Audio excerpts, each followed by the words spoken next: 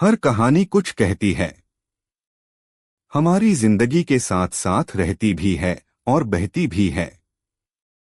नमस्कार, मैं हूं अरविंद तेगवाल और आप सुन रहे हैं एट स्टोरीज 0496 पर। प्रेरक किस्सों, कहानियों, प्रेरणा कहानियां के खजाने में से अनमोल कहानियां। आज की कहानी का शीर्षक है गुरु शिष्य की प्रेरक कहानी। मेहनत का फल। एक गुरु और शिष्य जंगल से होते हुए अपने गांव जा रहे होते हैं। अंधेरा काफी हो चुका था। शिष्य ने अपने गुरु से कहा कि गुरु जी, काफी रात हो चुकी है, अगर आप कहे तो आज की रात यही आसपास के किसी गांव में गुजार ले। गुरु जी ने अपना सर हिलाया और वो आसपास के गांव में एक छोटे से घर के पास जाकर रुके।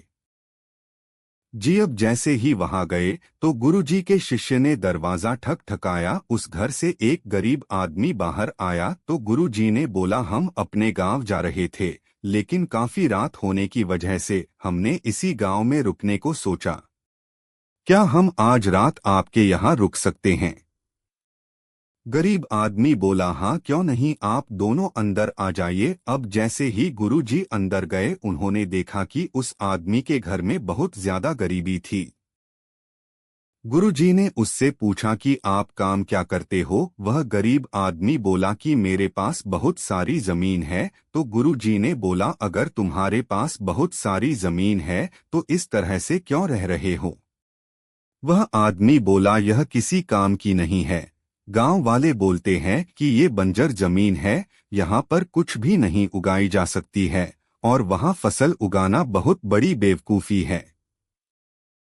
गुरुजी ने बोला कि तुम्हारा गुजारा कैसे होता है? उसने बोला कि मेरे पास एक भैंस है जिससे मेरा पूरा घर चलता है। ये सुनने के बाद गुरुजी सो जाते हैं और रात में जब सब लोग सो रहे होते हैं तब गुरुजी अपने शिष्य को उठाते हैं और उस गरीब आदमी की भैंस लेकर अपने गांव चले जाते हैं।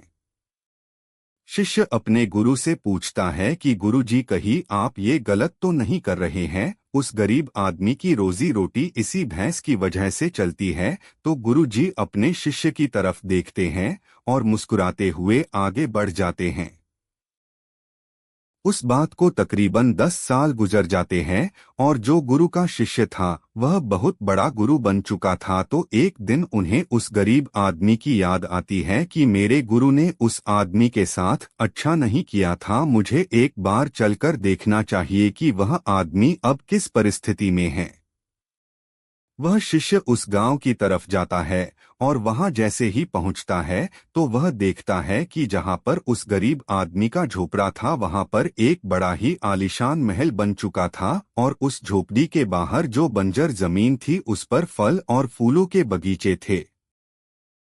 तभी उधर से उस घर का मालिक आता है। शिष्य उसे पहचान लेता है और उस आदमी को बोलता है, तुमने मुझे पहचाना? मैं अपने गुरुजी के साथ आया था, हम एक रात के लिए आपके यहाँ रुके भी थे।